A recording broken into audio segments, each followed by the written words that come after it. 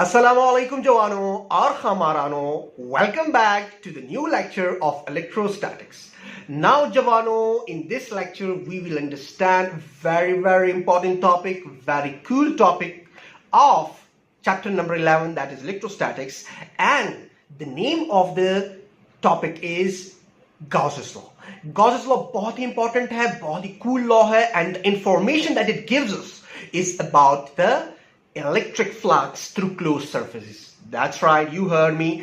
Electric flux सबसे पहले आपको पता होना चाहिए, जिसको ऑलरेडी मैं बड़ी डिटेल से एक्सप्लेन कर चुका हूं in one of the previous lectures. I believe it was lecture number 5 और lecture number 4, I don't know, आप लोग देख लीजिएगा.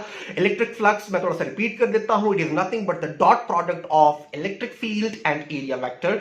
लेकिन उस लेक्चर में हमने इलेक्ट्रिक फ्लक्स को समझा था फॉर प्लेन सर्फेसेस. अभी मैं क्लोज सर्फेस कहने वाला था, लेकिन उस लेक्चर में हम लोगों ने इलेक्ट्रिक फ्लक्स को समझा था for a plane surfaces. In this lecture, we are going to derive a mathematical equation or a mathematical expression, I should say, for the same electric flux, but not for plane surfaces, but for a closed surfaces. अब ये closed surface क्या भला है, इसी को हम समझेंगे, और जो भी हमारे पास रिजल्ट आएगा वो एक्चुअली गॉसेस लॉ का मैथमेटिकल फॉर्म होगा और फिर हम उसे डिफाइन करेंगे. So dear students, without wasting any more time, let us get straight into the topic. अच्छा, तो जवानों, अब हम जाते हैं गॉसेस लॉ को समझने में. तो सबसे पहले मैंने क्या किया हुआ है जी, यहां पर मैंने डेफिनेशन लिखी हुई है और फिर मैंने उसका क्या लिखा हुआ है, मैथमेटिकल फॉर्म लिखा हुआ है, जिसको हम थोड़ी देर बाद डिराइव करने लगे हैं. सो सबसे पहले व्हाट इज गॉसेस लॉ. देखिए, Gauss's law is actually the flux through any closed surface will be equal to 1 over epsilon times of the charge. Q represents charge और सबस्क्रिप्ट में मैंने क्या लिखा हुआ है, enclosed. ठीक है जी, कौन सा चार्ज, जो कि उस क्लोज सरफेस के अंदर हो. अच्छा, अब क्लोज सरफेस किसे कहते हैं. सबसे पहले बच्चे, हर वो सरफेस क्लोज सरफेस है कि जिसके ऊपर अगर आप मूव करो करो करो करो करो और वापस आप उसी पॉइंट पर आ जाओ, तो ऐसे सरफेस को हम क्लोज सरफेस का नाम दे देते हैं. फॉर एग्जांपल लेट अस से इस कप को जरा आप देख लो. राइट, अगर मैं इसको थोड़ा सा इस तरह बंद कर दूं, अब ये सरफेस अगर आप देख लो, अगर यहां पर आप एक चुंटी को इमेजिन करो, एंट, राइट, और वो यहां पर मूव करे करे करे करे करे करे करे राइट, जा रही है और वापस उसी पॉइंट पर आ गई. राइट, तो ये जो सरफेस आपके पास हुआ, ये क्या हुआ, क्लोज्ड सरफेस. ठीक है जवानों, अब ये इरेगुलर शेप भी हो सकता है, जिस तरह की ये कप आपको है, जब नजर आ रहा है आपको. राइट, ये आपके पास कोई रेगुलर ज्योमेट्री वाला शेप भी हो सकता है. फॉर एग्जांपल, अगर आप स्फीयर को इमेजिन करो, राइट, तो स्फीयर के ऊपर अगर आप मूव करो, राइट, मूव करो करो करो करो, तो आप वापस उसी पॉइंट पे आ जाओगे जहां से आप गए थे. For example, earth is kind of a sphere. So earth पे अगर आप मूव करो एक स्ट्रेट पाथ में, राइट, तो आप मूव करो करो, लेट अस से इमेजिन करो आप मूव कर रहे हो और आप देखोगे कि वापस उसी पॉइंट पे आप आ जाओगे. अगर तो आप इमेजिन करो कि समंदर नहीं है, जाहिर सी बात है आप उसके थ्रू तो मूव नहीं कर सकते. सो मैं सिंपल आपको एक एनालॉजी दे रहा हूं. अब for example, cube is also a close surface. अगर आप छिपकली को देख लो, ठीक है जी, छिपकली या चुंटी को देख लो, अगर वो स्ट्रेट डायरेक्शन में आपके कमरे में मूव करे, लेट अस से आपका कमरा क्यूबिकल शेप का है, राइट, तो वो अगर मूव करे करे करे करे, तो आप देखोगे कि एक दीवार पे मूव करेगी, फिर आप देखोगे कि फिर दूसरी दीवार पे इस तरह, फिर नीचे, फिर इस तरह वापस उसी पॉइंट पे आ जाएगी. Right, so that's the way it goes. Right, हर वो सरफेस क्लोज सरफेस है, सही जी, जिसके ऊपर आप मूव करो और आप देखो कि वापस आप उसी पॉइंट पे आ जाओ जहां से आप निकले थे. अच्छा जी, थोड़ा सा कप से 2-3 कतरे गिर गए हैं, बिकॉज मैंने रिसेंटली इसमें कावा पिया है, तो उसको साफ कर लेते हैं. अच्छा, अब जवानों, किस्सा ऐसा है कि ये तो मैंने उसका स्टेटमेंट लिख दिया है. अब समझेंगे, डिराइव करेंगे इसको, पहले प्रूव करेंगे इस इक्वेशन को, और फिर हम क्या करेंगे जी, फिर हमने इसको डिसमेंटल करना है, समझना है डिटेल के साथ. ठीक है जी. अच्छा, अब समझेंगे इसको, लेकिन उससे पहले मैं क्या कर लेता हूं, मैं इसको मिटा देता हूं ताकि मेरे पास स्पेस हो. सो इसको मिटाना पड़ेगा. इसको मैंने मिटा दिया है और अब चलते हैं जी इसकी डेरिवेशन की तरफ. अच्छा, अब डिराइव कैसे करेंगे, मैं आ जाता हूं जी इसके प्रूफ के ऊपर. सो प्रूफ, और आप लिख सकते हो डेरिवेशन, आपकी अपनी मर्जी है. राइट जवानों.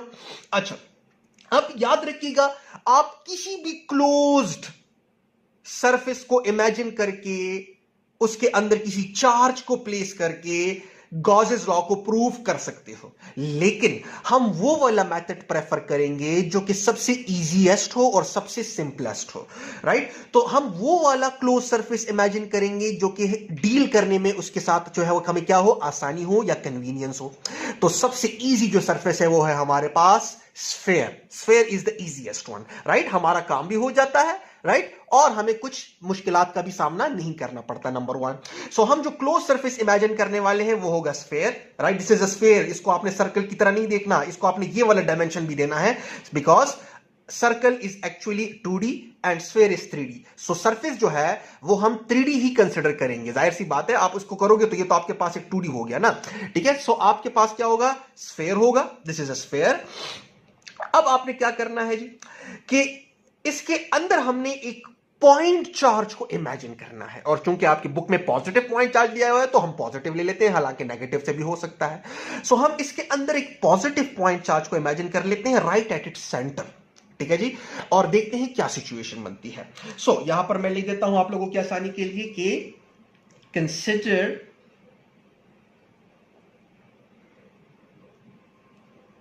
A positive point charge. और पॉइंट चार्ज इसलिए ताकि हमारे लिए आसानी हो, बिकॉज उसकी इक्वेशन हम ऑलरेडी समझ गए हैं। पॉइंट चार्ज क्यों, right at the centre of the sphere, at the centre of a sphere. So ये मैं इमेजिन कर लेता हूं कि ये स्फेयर है और बिल्कुल दरमियान में मैंने एक पॉजिटिव पॉइंट चार्ज को इमेजिन कर लिया है। सो जाहिर सी बात है कि पॉजिटिव का चार्ज का जो फील्ड होता है वो क्या होता है, वो डाइवर्जिंग होता है। सो जब वो डाइवर्जिंग होता है, सो आप देखोगे कि इधर से जो फील्ड लाइंस होंगी, राइट, यहां से जो फील्ड लाइन होंगी कुछ ऐसी होंगी। अगर आप देख लो तो it is going to be something like this, this, this, this. थोड़ा सा इसको डिटेल से ड्रॉ कर लेता हूं थोड़ा सा, बिकॉज थोड़ी देर बाद मैं एक मॉडल आपको दिखाने लगा हूं ताकि आपके विजुअलाइज करने में आपको आसानी हो, ठीक है जवानों।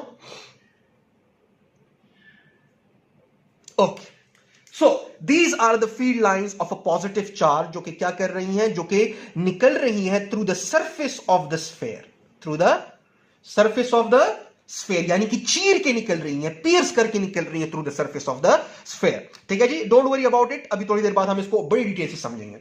सो ये आपके पास चार्ज क्यों है, राइट। अच्छा, अब मैं इस सरफेस के थ्रू, ये जो स्फेयर का सरफेस है इसके थ्रू मैं इलेक्ट्रिक फ्लक्स को मालूम करना चाहता हूं, बिकॉज जाहिर सी बात है इस सरफेस का एरिया।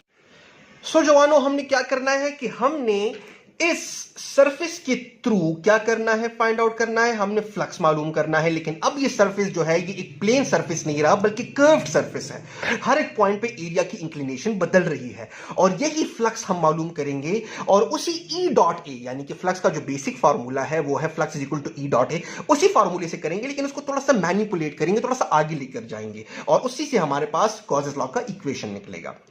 अब जवानों, किस्सा ये है कि अगर आप इस सिचुएशन को इमेजिन करो, सो हम क्या करेंगे, we will divide the whole surface into a very large number of very small fractions. लेकिन सबसे पहले मैं आपको इसका थोड़ा सा मॉडल दिखा दूं कि हो क्या रहा है। देखिए, the situation is something like this, if you can see it, right, कि यहां पर आपके पास, मैं आपको थोड़ा सा मॉडल दिखा देता हूं ताकि आपको समझने में आसानी हो, right. The situation is something like this, right, if you can see this, right, this is a sphere, right. Ball मैंने लिया हुआ है, जो आपका जो आम टेनिस बॉल होता है, राइट, और उसके थ्रू अगर आप ये जो कील देख लो तो ये आपके पास रिप्रेजेंट कर रही है फील्ड लाइंस को, राइट, ठीक है, राइट। और दरमियान में बिल्कुल राइट एट द सेंटर, यहां पर देख लें, यहां से सारा का सारा जो है किस्सा चल रहा है। इसका मतलब है कि यहां पर आपके पास क्या है, let me show it over here, ये जो पोजीशन है, यहां पर एक पॉजिटिव पॉइंट चार्ज पड़ा हुआ है, राइट, जहां से आपके पास ये जो कील का स्टार्टिंग पॉइंट है, जहां से ये सारी लाइंस ओरिजिनेट हो रही हैं, right, the same is the thing over here. ये एक हेमिस्फेयर है, यानी कि स्फेयर का हाफ, और ये दूसरा हेमिस्फेयर। सो जब आप इनको कंबाइन करते हो लाइक दिस, सो ये आपके पास एक स्फेयर बन गया, लेकिन फील्ड लाइन सारी की सारी यहां से जो ओरिजिनेट हो रही है, यानी कि बिल्कुल सेंटर से, ये जो आपको नजर आ रहा है। So it's something like this, if you can imagine it. तो ये थोड़ा सा मैंने आपके लिए मॉडल बनाया है ताकि आपको इमेजिनेशन करने में आसानी हो, right. You can see it over here. थोड़ा सा इसको रोटेट करवा के आपको दिखा देता हूं ताकि आपको विजुलाइज करने में आसानी हो, राइट। सो सरफेस के थ्रू क्या हो रहा है, फील्ड लाइन जो है वो पीर्स करके, यानी कि चीर के निकल रही हैं, ठीक है जवानों, right. I hope it's clear. So अब हमने इस होल सरफेस के थ्रू, देखिए ये सरफेस है ना, लेकिन कर्व्ड सरफेस है, राइट। जो बॉल का जो सरफेस है अगर आप देख लो, so it is a curved surface. हमने इसके थ्रू क्या करना है, हमने फ्लक्स की टोटल वैल्यू को फाइंड आउट करना है, ठीक है। अब कैसे करेंगे, in order to that we do what, we divide the whole surface into a very large number of very small fractions, और इतने स्मॉल फ्रैक्शंस कि हमारे पास क्या हो, वो ईच फ्रैक्शन जो है वो ऑलमोस्ट फ्लैट नजर आए। Let me show it to you like this. देखें, अगर फॉर एग्जांपल मैं यहां पर इसको थोड़ा सा ब्लैंक करूं, थोड़ा सा मैं इसको शो कर दूं, राइट। तो अगर आप इस ब्लैक, ये जो मैंने एक एरिया बनाया हुआ है स्मॉल सा, अगर आप इसको इस तरफ से देख लो तो ये ऑलमोस्ट आपको क्या नजर आ रहा है,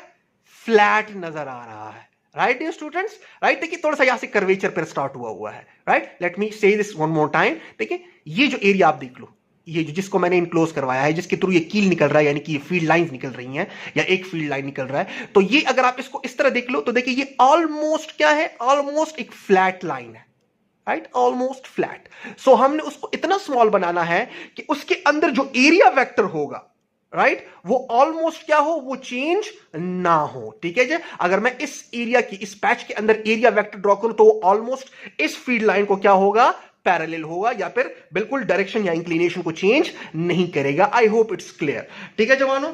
सो अब हम क्या करेंगे जी, अब हम डिवाइड करने वाले हैं this whole surface into a very large number of very small fractions, और फिर हर एक फ्रैक्शन के थ्रू हमने फ्लक्स मालूम करना है, और उन तमाम फ्लक्सेस को जब ऐड करेंगे तो हमें इस टोटल सरफेस एरिया के थ्रू क्या मिल जाएगा, टोटल फ्लक्स मिल जाएगा, जो कि फ्लक्स होगा थ्रू क्लोज सरफेस। सो वही हम करने वाले हैं। सो देखिए अब हम क्या करेंगे, we divide the whole path, we divide the whole surface into a very large number of very small tiny fractions, such that in each fraction, please write it down, such that in each fraction the area vector does not change its direction, ठीक है जी। so I am going to wipe this off now, ठीक है जी।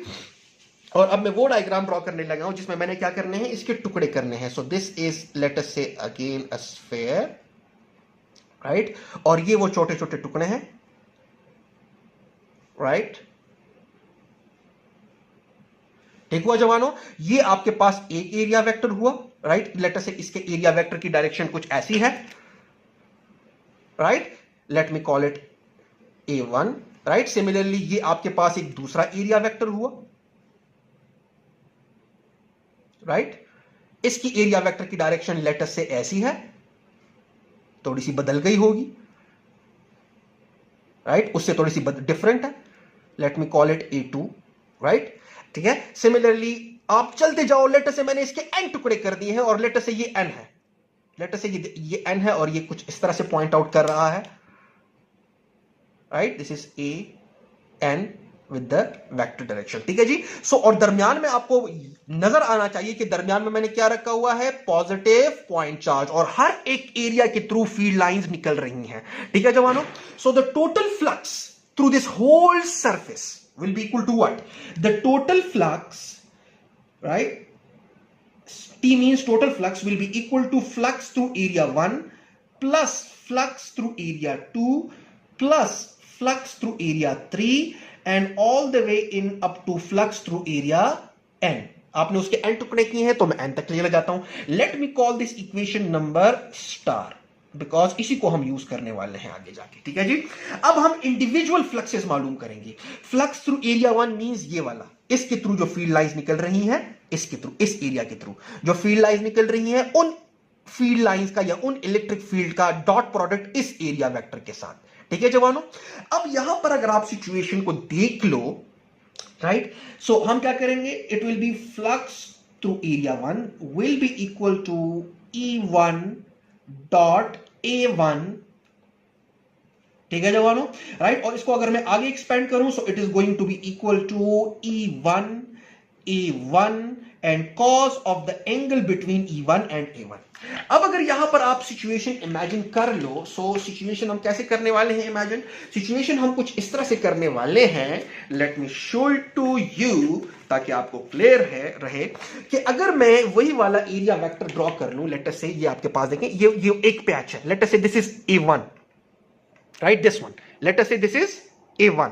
सो ये आपके पास field line को represent कर रहा है, ये वाला जो कील है जो कि यहां से निकल रहा है, यहां पर वो पॉजिटिव पॉइंट चार्ज पड़ा हुआ है ना, मैंने सिर्फ उसका हाफ जो है स्फीयर का लिया हुआ है, और ये इसी पैच का या इसी स्मॉल एरिया का जो एरिया वेक्टर है that will be normal to its surface. तो ये वाला जो कील है, ये दिस वन, ये रिप्रेजेंट कर रहा है इस एरिया के एरिया वेक्टर को। सो अगर आप देख लो, सो हर एक का एरिया वेक्टर उसके थ्रू निकलने वाली फील्ड लाइंस को क्या है, पैरेलल है, सॉरी फॉर दैट, हर एक का एरिया वेक्टर, राइट, जो कि यहां पर है इसका, उसके थ्रू निकलने वाले फील्ड लाइंस को क्या है, पैरेलल है। ठीक है जवानों, आई होप इट्स क्लियर, ठीक है। सिमिलरली इसका एरिया वेक्टर इसके यहां पर इस तरह से होगा, इसके साथ पैरेलल होगा, सिमिलरली इसका एरिया वेक्टर इसके साथ पैरेलल होगा। अगर आप देख लो तो मैं देखिए कील को मैंने क्या किया हुआ है, मैंने उसके ऊपर सिर्फ रखा हुआ है, खुद ब खुद वो हर एक फील्ड लाइन को क्या आ रहा है, पैरेलल आता जा रहा है, राइट, ठीक है जवानों, राइट, ठीक है। And the same will be for the other half as well, जो कि यहां पर है, let me show it to over here, this is the thing. So यहां पर एरिया वेक्टर ऐसे, राइट, फिर यहां पर एरिया वेक्टर ऐसे, फिर यहां पर एरिया वेक्टर ऐसे, राइट जवानों। सो हर एक का एरिया वेक्टर उस एरिया के थ्रू निकलने वाले फील्ड लाइंस को क्या है, पैरेलल है। इसका मतलब यह है कि E और A के दरमियान एंगल क्या हुआ, 0 हुआ, right. So the angle between E1 and A1 is actually equal to 0 degree and cos of 0 degree is actually equal to 1. So इसका मतलब ये है कि I don't need to write this thing down, this thing happens to be equal to 1. So flux through area 1 is actually equal to the magnitude of the field E1 and the magnitude of that particular area A1. Similarly अब अगर हम आगे लेकर जाएं, so ये आपके पास flux through area A1 हुआ ना, तो अब फ्लक्स थ्रू एरिया 2 क्या होगा, वो भी इसी तरह बराबर होगा जो कि अभी मैंने शो किया कि हर एक कॉरेस्पॉन्डिंग एरिया का उसकी थ्रू निकलने वाले फील्ड लाइंस के साथ एंगल 0 बन रहा है। ठीक है जवानों। सो अब हम क्या करेंगे जी, इसको आगे मजीद लेकर जाएंगे। अब आगे कैसे लेकर जाएंगे कि हम इसको लेकर जाएंगे all the way into flux through N, right. So flux through N will be equal to E N into A, ठीक है जवानों। अब अगर आप देख लो, सो यहां पर इस इक्वेशन नंबर स्टार के अंदर जितने भी आपको टर्म्स नजर आ रहे हैं वो हमारे पास मिल गए हैं। This is flux through 1, flux through 2, similarly यहां पर फ्लक्स थ्रू 3 होगा, सिमिलरली फ्लक्स थ्रू n होगा। ये तमाम अब हमने क्या करना है, इधर से उठाना है और इक्वेशन नंबर स्टार में क्या करना है, फीड करना है। ठीक है जवानों। So putting all these in equation number star, यहां पर मैं लिख देता हूं putting all these, putting all these in equation star। ठीक है जवानों। सो यहां तक आप लोग ये लिख लो। I am going to wipe this off ताकि मेरे पास थोड़ा सा स्पेस आ जाए, राइट। ये कंसीडरेशन आपके दिमाग में होनी चाहिए कि हमने एक पॉजिटिव पॉइंट चार्ज को रखा हुआ है, बिकॉज ये अभी हम यूटिलाइज करने वाले हैं। ठीक है। So I am going to wipe this off, इसको लिख लें।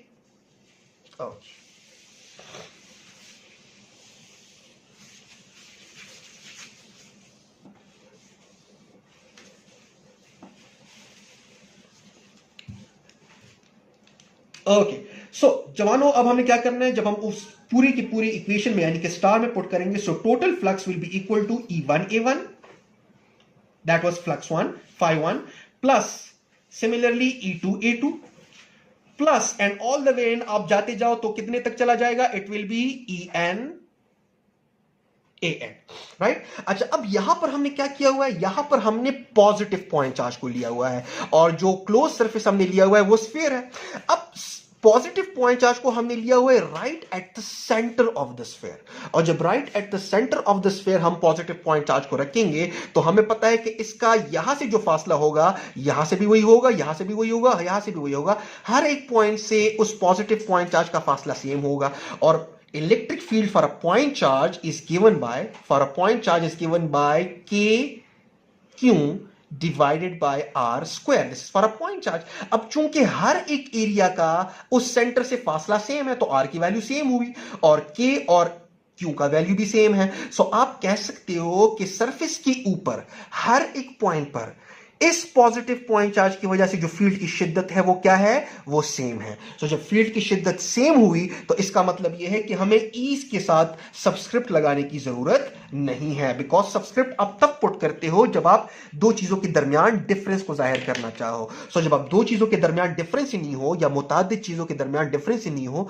तो सबस्क्रिप्ट लगाने की कोई जरूरत नहीं है. So we will get rid of the subscripts. तो जब आप सबस्क्रिप्ट को हटा देते हो तो आपके पास सिचुएशन कुछ ऐसी बन जाएगी कि it will be equal to E1 A1. So E1 से मैंने सबस्क्रिप्ट हटा दिया. Similarly A2, similarly all the way in up to AN, because surface के ऊपर हर एक पॉइंट पे E की शिद्दत सेम है, बिकॉज हर एक पॉइंट का सेंटर से फासला सेम है, राइट. और सेंटर से फासला सेम मींस तो उस पॉजिटिव पॉइंट चार्ज की फील्ड की शिद्दत सेम. देखिए यहां पर पॉजिटिव पॉइंट चार्ज है राइट एट द सेंटर, ठीक है, बिकॉज हमने इनिशियली क्या कंसिडरेशन ली हुई थी कि पॉजिटिव पॉइंट चार्ज को हमने सेंटर पे रखा हुआ है.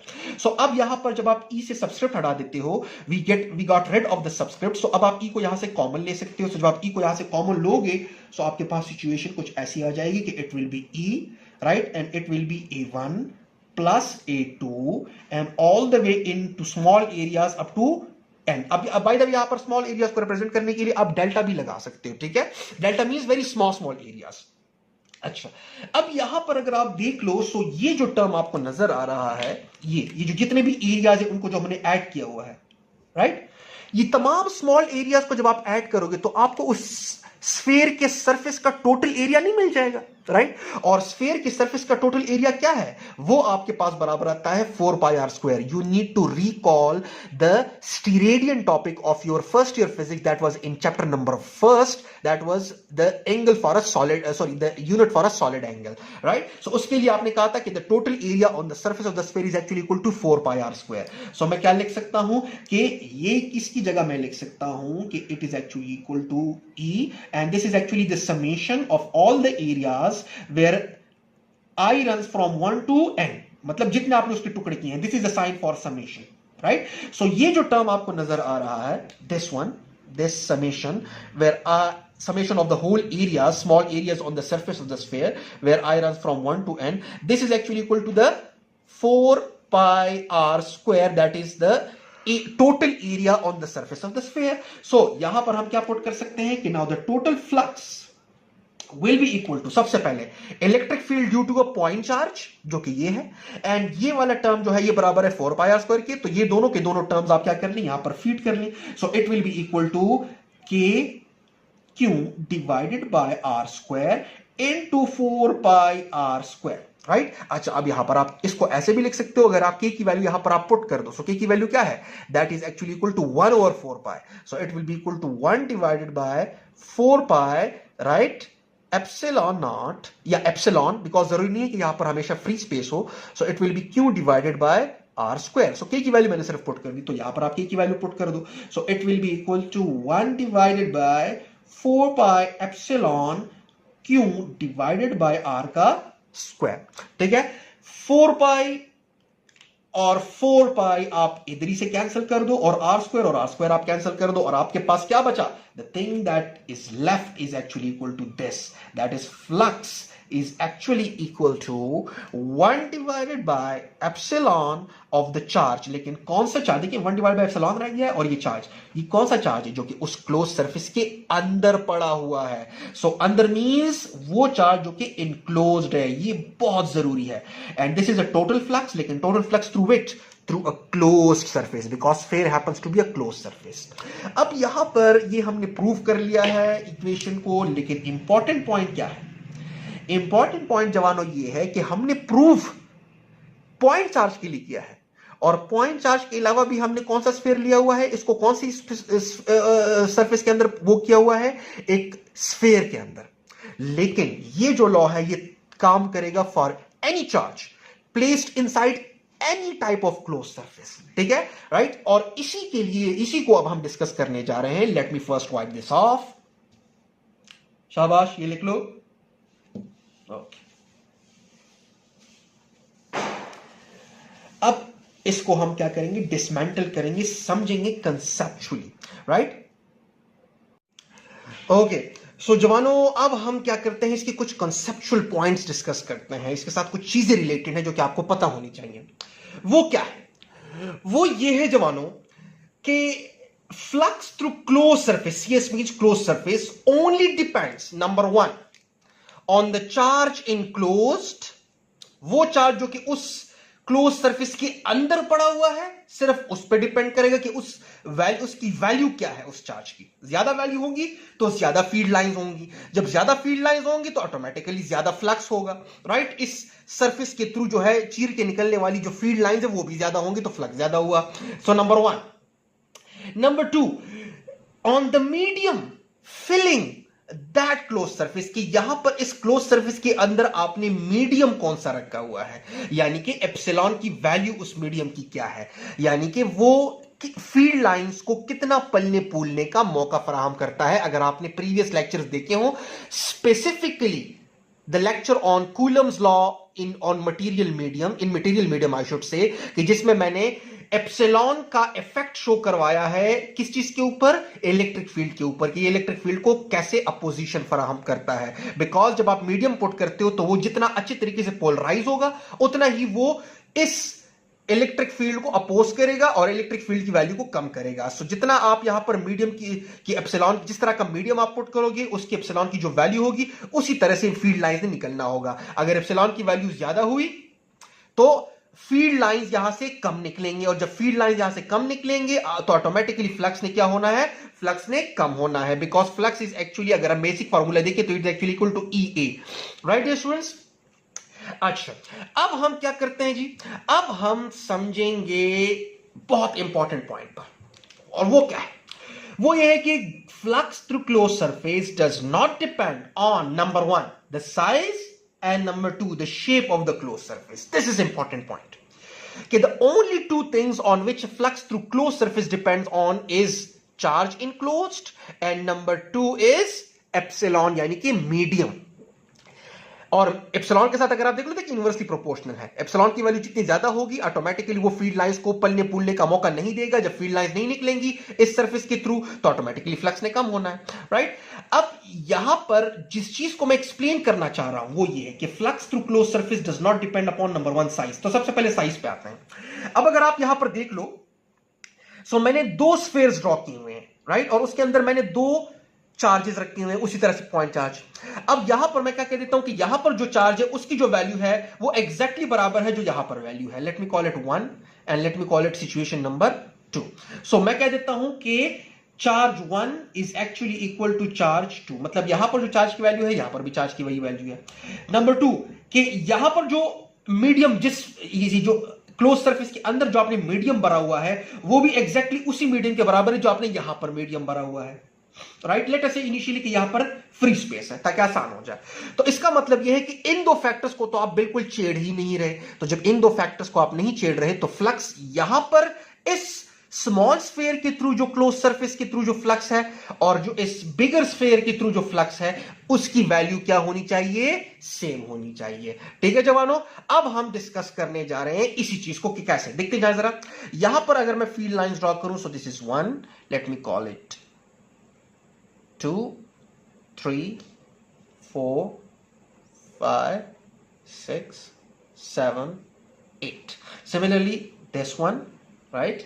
This one, this one, like this, this, and this. अब यहां पर स्टूडेंट्स कहेंगे कि सर अगर यहां पर आपने एक पॉइंट चार्ज लिया हुआ है, राइट, तो पॉइंट चार्ज अगर हम यहां पर लेंगे तो पॉइंट चार्ज का जो फील्ड है वो तो आपके पास अगर मैं लिखूं सो इट इज एक्चुअली k/r², मतलब वो r के साथ इनवर्स ताल्लुक रखता है, राइट। तो यहां पर तो r ज्यादा हुआ, यहां पर तो r ज्यादा है because it's a bigger sphere. तो जब यहां पर अगर मैं इस स्फीयर के सरफेस के ऊपर E मालूम करना चाहूं तो वो कम होना चाहिए एज कंपेयर टू इस स्फीयर के सरफेस पर अगर मैं E मालूम करना चाहूं तो यहां पर E ज्यादा होना चाहिए, राइट जवानों। लेकिन अब अगर आप यहां पर ये देख लो तो यहां पर एरिया भी तो ज्यादा है ना, तो यहां पर बिगर स्फीयर का एरिया जब ज्यादा हुआ तो फ्लक्स सिर्फ ई पे डिपेंड नहीं करता, वो एरिया पर भी डिपेंड करता है, because after all flux is E A, right. तो अगर यहां पर ई की शिद्दत कम है तो बिगर स्फीयर की वजह से उस स्फीयर का सरफेस एरिया भी ज्यादा है, तो जब सरफेस एरिया ज्यादा तो ऑटोमेटिकली फ्लक्स आपके पास वही बराबर हो गया। यहां पर अगर आप देख लो तो ई की वैल्यू कम, सॉरी ई की वैल्यू आई शुड से यहां पर ज्यादा, बिकॉज फासला कम है ना सरफेस का सेंटर से या उस पॉइंट चार्ज से, लेकिन फासला कम होने की वजह से उस स्फीयर का सरफेस एरिया भी तो कम है ना, तो आपके पास सरफेस एरिया पर कम हुआ तो बात तो वही बनी ना, बात तो वही बनी, आपके पास फ्लक्स तो सेम हुआ। तो flux does not depend on the size of the closed surface as long as the surface is closed। अब और अगर वो क्लोज है तो फिर अब उसके बाद ना तो साइज पे डिपेंड करेगा ना शेप पे डिपेंड करेगा, तो साइज का तो हमने समझ लिया, अब शेप पे आते हैं। अब मैं क्या कर देता हूं, मैं कुछ ये सिचुएशंस कर लेता हूं कि लेटस से मेरे पास ये स्फीयर है, राइट, और उस स्फीयर को मैं क्या कर देता हूं, मैं थोड़ा सा ऐसे प्रेस करके ना, राइट, इसका ये वाला साइड और ये वाला साइड क्या कर देता हूं, फ्लैट कर देता हूं, right, like this, something like this, कि इसको मैंने ऐसे कर दिया, इस वाले साइड को प्रेस करके, और इस वाले साइड को मैंने प्रेस करके इस तरह कर दिया है, राइट। फिर इस वाले साइड को और इस वाले साइड को मैंने प्रेस करके इस तरह बना दिया है लेटस से, राइट, ठीक है जी, राइट। और सिमिलरली इस वाले साइड, बिकॉज स्फीयर है ना, और इस वाले साइड को मैं प्रेस कर देता हूं, तो मैं क्या बना लेता हूं, मैं इस स्फीरिकल ऑब्जेक्ट से एक क्यूबिकल शेप बना लेता हूं, लेट अस से लाइक दिस,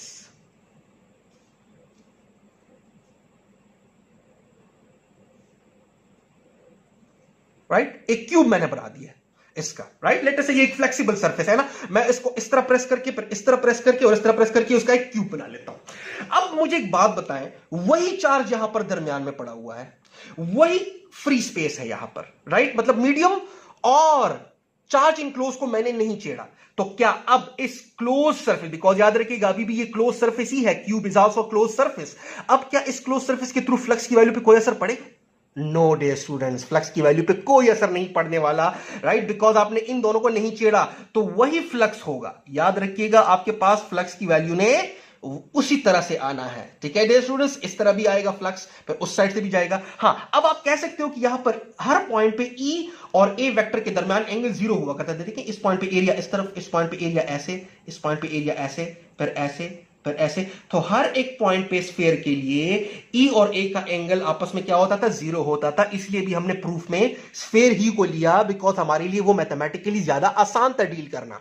लेकिन यहां पर देखिए हमने क्या लिया है, यहां पर अगर मैं इस वाली फील्ड लाइन को ड्रॉ करूं, देखिए यहां पर एरिया और ई के दरमियान एंगल जीरो है, लेकिन यहां पर अगर मैं इस वाली फील्ड लाइन को ड्रॉ करूं तो यहां पर फील्ड लाइन ऐसे है, लेकिन यहां पर इस फेस का जो एरिया वेक्टर है वो तो इस तरह से है ना, सो जो एंगल है वो जीरो तो नहीं हुआ, राइट। सो डजंट मैटर, अगर यहां पर अगर आप देख लो इस पॉइंट और इस पॉइंट के दरमियान एंगल अगर बढ़ रहा है, तो फिर यहां पर अगर मैं फील्ड लाइन ड्रॉ करूं लेट अस से यहां पर, तो यहां पर इस तरफ जाते हुए वही फील्ड लाइंस और ए के दरमियान एंगल कम भी तो हो रहा है, राइट स्टूडेंट्स। सो यही बात मुझे आपको समझानी थी कि size and shape does not matter, geometry जो है वो क्लोज सरफेस की मैटर नहीं करेगी, as long as the surface is closed, और आपने इन दोनों चीजों को नहीं छेड़ा तो automatically flux through close surface जो है वो चेंज नहीं होगा। All you have to do is to run this thing in your mind, और आपके पास जो है वो चीजें बड़ी क्लियर हो जाएंगी। सो डियर स्टूडेंट्स, आज के लेक्चर में बस इतना ही, इंशाल्लाह से मिल लेंगे नेक्स्ट लेक्चर में। तब तक के लिए जवानों और खामारानों अपना ख्याल रखिएगा। अल्लाह हाफिज।